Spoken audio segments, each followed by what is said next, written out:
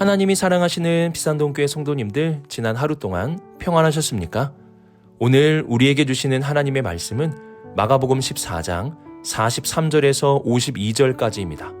하나님의 말씀을 함께 읽겠습니다. 예수께서 말씀하실 때에 곧 열둘 중에 하나인 유다가 왔는데 대제사장들과 서기관들과 장로들에게서 파송된 무리가 검과 몽치를 가지고 그와 함께 하였더라. 예수를 파는 자가 이미 그들과 군호를 짜 이르되 내가 입맞추는 자가 그이니 그를 잡아 단단히 끌어가라 하려는지라. 이에 와서 곧 예수께 나아와 랍비여 하고 입을 맞추니 그들이 예수께 손을 대거늘 곁에 서 있는 자 중에 한 사람이 칼을 빼어 대제사장의 종을 쳐 그 귀를 떨어뜨리니라. 예수께서 무리에게 말씀하시어 이르시되 너희가 강도를 잡는 것과 같이 검과 몽치를 가지고 나를 잡으러 나왔느냐. 내가 날마다 너희와 함께 성전에 있으면서 가르쳤으되 너희가 나를 잡지 아니하였도다. 그러나 이는 성경을 이루려 함이니라 하시더니 제자들이 다 예수를 버리고 도망하니라.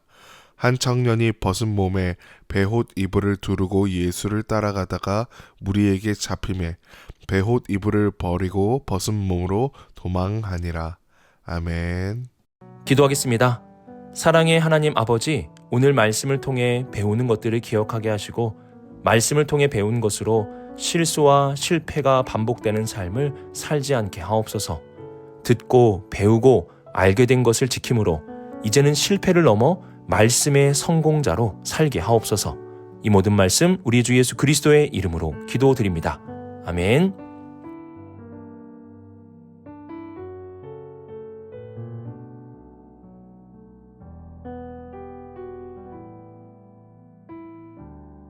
(43절을) 보시면 예수님이 12제자 중에 하나인 유다가 대제사장, 서기관, 장로들에 의해 파송된 무리와 함께 왔음을 말씀합니다. 이들은 검과 몽치를 가지고 왔었습니다. 검과 몽치는 당시 범죄자를 잡을 때 사용하는 것이었는데요. 유다는 예수님의 지혜와 능력을 알고 있었기에 그들과 군호를 짜서 예수님이 누구신지 분명하게 알려주겠다고 말합니다. 그리고 그 사람을 잡아 단단히 끌고 가라고 말합니다. 단단히 포박해서 끌고 가야지 그렇지 않으면 예수라는 자의 능력에 의해 풀릴 수도 있다는 것입니다. 이렇게 이들은 큰 죄를 지은 큰 강도를 잡는 것과 같이 검과 몽치를 가지고 군호를 짜고 단단히 붙잡아 예수님을 끌고 갔습니다. 어제 말씀 41절을 보시면 주님은 이렇게 말씀하셨는데요. 때가 왔도다. 보라, 인자가 죄인의 손에 팔리느니라. 예수님은 자신이 죄인의 손에 팔리게 됨을 말씀하셨습니다. 이들은 예수님을 죄인으로 잡으려 하였지만 사실은 죄인인 그들이 의로우신 예수님을 잡은 것입니다. 예수님은 아무런 죄가 없으시지만 죄인이 되셨고 죄인으로 잡히셨습니다. 왜 예수님은 죄인의 모습으로 잡히신 것일까요? 겉으로 보면 예수님은 아무 힘도 없이 큰 죄인 강도처럼 잡혀가시는 것 같습니다. 하지만 주님은 이 모든 것이 성경을 이루려 함이라고 말씀하셨습니다. 즉 하나님의 말씀에 순종하고 있다는 것입니다. 여기서 말하는 성경 말씀은 이사야서 53장 13절을 가리키고 있습니다. 이 말씀을 제가 읽어보겠습니다. 그러므로 내가 그에게 존귀한 자와 함께 몫을 받게 하며 강한 자와 함께 탈취할 것을 나누게 하리니 이는 그가 자기 영혼을 버려 사망에 이르게 하며 범죄자 중 하나로 헤아림을 받았음이니라. 그러나 그가 많은 사람의 죄를 담당하며 범죄자를 위하여 기도하였느니라. 이 말씀은 예수님이 범죄자 중에 하나로 잡혀가실 것에 대한 예언의 말씀입니다. 예수님은 이 말씀에 순종하시기 위하여 죄가 없으시지만 죄인의 모습으로 잡혀가셨습니다. 이사야는 예수님이 죄인의 모습으로 잡혀가시는 이유에 대해 이렇게 말씀합니다. 그가 많은 사람의 죄를 담당하며. 예수님은 우리의 죄를 담당하시기 위하여 죄인인 우리의 모습과 같이 되셨습니다. 예수님이 죄인처럼 잡혀가심은 그분이 죄인이기 때문이 아니라 우리가 죄인이었기 때문입니다. 하나님은 우리의 죄를 예수님께 짊어지게 하셨고 그분은 죄인의 모습으로 십자가를 향해 가셨습니다.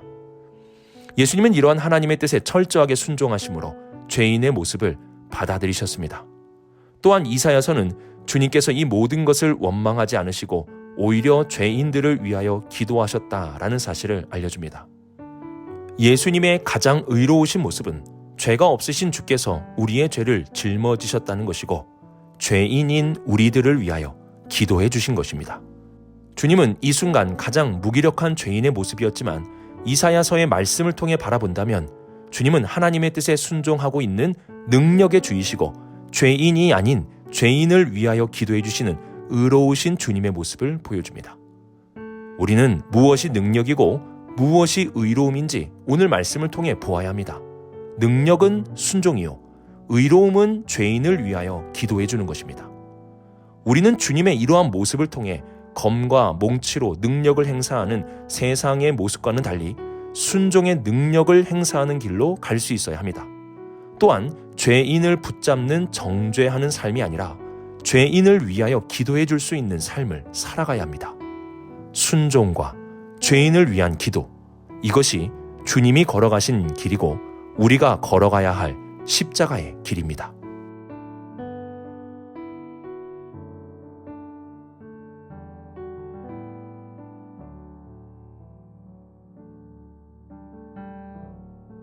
오늘 말씀에서 반복되는 단어가 잡다라는 단어인데요. 44절 하반절을 보시면 그를 잡아 단단히 끌어가라 하고 말씀하고 46절에서도 그들이 예수께 손을 대어 잡거늘이라고 말씀합니다. 이렇게 예수님은 단단히 잡히셨습니다. 이 상황에서 제자들은 어떻게 했을까요? 방금 전까지 제자들은 예수님이 잡히실 때 다 버려도 나는 버리지 않겠다고 호언장담을 했습니다. 그런데 50절을 보시면 제자들이 다 예수를 버리고 도망하니라고 말씀합니다. 제자들은 예수님을 버리고 다 도망쳤습니다. 마가복음은 이러한 제자들의 모습을 대변하는 한 청년의 모습을 우리에게 보여줍니다. 이 청년은 몸에 배 혼니부를 두르고 주님을 따라갔는데요. 당시 배 혼니부는 그래도 잘 사는 집안 자제가 입는 귀한 옷이었습니다. 이러한 옷을 입고 주님을 따라갔는데 무리에게 잡히게 되었습니다. 그런데 이 옷이 잡힌 것입니다. 그 순간 이 청년은 그 잡힌 귀한 옷을 버리고 벗은 몸으로 도망쳤습니다. 예수님이 잡히시자 함께 잡히는 제자들은 없었고 잡힌 비싼 옷도 버려두고 다 도망을 쳤습니다. 주님은 이러한 사실을 아셨기에 제자들에게 깨어서 기도하라고 말씀하셨습니다. 한시라도 깨어 있을 수 없느냐고 탄식하시기도 하셨습니다. 제자들은 주님이 말씀하신 기도의 중요성을 알지 못했습니다. 그래서 고난 속에서 도망쳤고 십자가 앞에서 흩어졌습니다. 오늘 말씀은 제자들의 삶에 있어서 가장 치욕스럽고 부끄러운 사건입니다. 놀라운 점은 사도들이 이를 기록하고 남겨놓았다라는 것입니다. 보통은 이러한 사건을 은폐하고 축소시키기 마련입니다. 하지만 사도들은 자신들의 실패를 그대로 기록해 놓았습니다. 왜 그러합니까? 이와 같은 실수를 반복하지 않기 위해서입니다. 그리고 후대의 교회가 이러한 어리석은 행동을 하지 않게 하기 위함입니다. 이 사건 이후에도 교회는 수많은 박해를 받게 되었습니다. 주님의 고난 받으심과 같이 교회도 박해를 받게 되었습니다. 그런데 교회는 이전과 같이 흩어지지 않았습니다. 제자들은 박해를 받으면 그 자리에서 기도하였고 박해받는 자들을 위하여 모여서 기도하였습니다. 날마다 기도하기 위해 성전에 올라갔고 모일 때마다 기도하였습니다. 교회는 주님께서 하셨듯이 박해 속에서 흩어지지 않고 기도의 자리로 나아갔습니다. 그 기도의 위대한 역사가 바로 사도행전에 기록되어 있는 것입니다. 누구나 실수할 수 있고 실패할 수 있습니다. 그러나 그 실수와 실패가 반복되어서는 안 됩니다. 제자들은 기도하지 않음으로 생긴 실수와 실패를 뼈저리게 깨달았습니다. 이러한 실수와 실패를 반복하지 않기 위해 말씀으로도 기록해 놓은 것입니다. 이러한 실수와 실패는 반복되지 않아야 합니다. 우리는 제자들이 자신들의 실패를 그대로 기록한 이 모습을 기억하며 우리도 기도하지 않는 실수와 실패를 거듭하지 않도록 기도에 최선을 다해야 할 것입니다. 이러한 찬양이 있습니다. 기도할 수 있는데 왜 걱정하십니까? 기도하면서 왜 염려하십니까? 우리에게는 기도라는 놀라운 통로가 있습니다. 깨어서 기도한다면 우리는 흩어지지 않고 다시 모이고 고난과 어려움 속에서도 결코 넘어지지 않게 될 것입니다.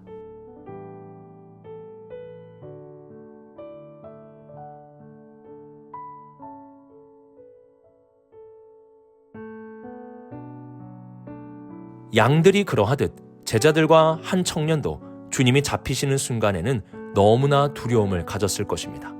너무 무서우니까, 두려우니까 예수님이 하신 말씀도 다 잊어버리고 도망친 것입니다. 그들의 눈에는 홀로 남겨진 예수님이 보이지 않았습니다. 대제사장들이 보낸 사람들 속에 단단히 결박된 주님의 모습이 그들에게는 보이지 않았습니다. 우리는 이 두려움이라는 것의 실체를 알아야 합니다.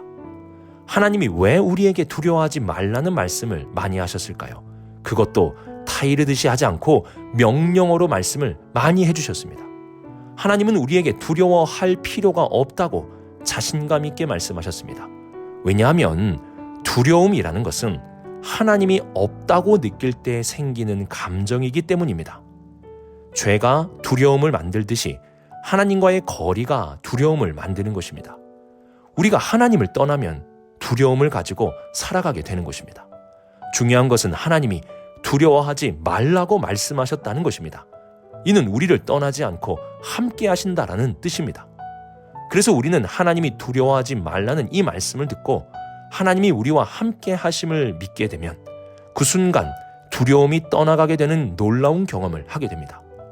이처럼 두려움이라는 것은 하나님과의 거리가 멀어졌을 때, 그리고 나 스스로 하나님이 없다고 느낄 때 생기는 것입니다. 두려움이 생기는 순간에는 하나님이 보이지 않고 두려워 벌벌 떨고 있는 나밖에 보이지 않습니다. 또한 두려움에 우리가 사로잡히게 되면 하나님이 함께 하시는 외로운 사람도 보이지 않습니다. 나 하나 살기에 급급한데 무슨 외로운 사람을 돌아보겠습니까? 그래서 두려움은 하나님도 외로운 사람도 보지 못하고 오직 나 하나만 보고 살게 만듭니다. 이처럼 두려움의 위험성이라는 것은 우리가 바라보아야 할 대상을 바라보지 못하게 한다는 것입니다. 우리는 두려워하며 사는 것이 아니라 두려워하지 말고 살아가야 합니다. 어떻게 우리가 두려워하지 않고 살아갈 수 있습니까? 원리는 간단합니다. 눈을 들어 두려움을 보는 것이 아니라 두려워하지 말라고 말씀하시는 하나님, 우리와 함께 하시는 하나님을 바라보는 것입니다. 그분이 나와 함께함을 깨닫는 순간 두려움은 점점 멀어지게 됩니다. 또한 있는 힘을 다해 우리의 눈을 나에게서 홀로 외로이 서 있는 사람을 향해 돌려야 합니다. 그 외로운 사람에게 다가가면 다가갈수록 나의 삶의 두려움은 점점 사라지게 됩니다. 왜냐하면 두려움은 나만 볼 때 더 생기는 법이기 때문입니다. 제자들은 두려운 순간에 주님을 보지 못했고 군사들 틈에 홀로 외로이 서 있는 예수님을 보지 못했습니다. 두려워하며 산다면 우리는 바라보아야 할 대상을 바라보지 못하게 될 것이고, 두려움을 이긴다면 주님을 바라보고 외로운 사람들을 바라보며 두려워하지 않고 살게 될 것입니다. 오늘의 말씀을 묵상하며 순종의 능력과 죄인을 위해 기도해주는 의로움을 가지시길 바랍니다. 검과 몽치가 능력이 아니라 순종이 능력이고, 죄인을 정죄하는 것이 의로움이 아니라 죄인을 위하여 기도해주는 것이 의로운 것입니다. 이와 함께 기도하지 않음으로 생길 수 있는 실패와 실수가 반복되어서는 안 됩니다. 늘 깨어 기도함으로 고난도 이기시고 흩어지지 않고 든든히 설 수 있는 삶을 살아갈 수 있기를 바랍니다. 마지막으로 두려워하지 마십시오. 하나님이 우리와 함께 하십니다. 두려움을 이김으로 우리와 함께 하시는 하나님을 바라보고 오늘도 홀로 외로이 서 있는 한 사람도 바라볼 수 있으며 살아가는 우리 모든 성도님들이 되시길 주님의 이름으로 축복합니다. 기도하겠습니다. 사랑의 하나님 아버지, 우리에게 순종의 능력을 주시고 죄인을 위해 기도하는 의로움을 주옵소서. 세상을 따라 검과 몽치를 갖지 않게 하시고 정죄를 버리며 살게 하여 주옵소서. 기도하지 않음으로 생기는 문제가 거듭되지 않게 하시고 이제는 기도함으로 넘어지지 않는 삶을 살게 하옵소서. 두려운 일이 많은 이 세상 속에서 눈을 들어 우리와 함께 하시는 하나님을 바라보고 주변의 이웃들을 돌아보며 살게 하여 주시옵소서. 이 모든 말씀 하나님의 아들 우리 주 예수 그리스도의 이름으로 기도드립니다. 아멘.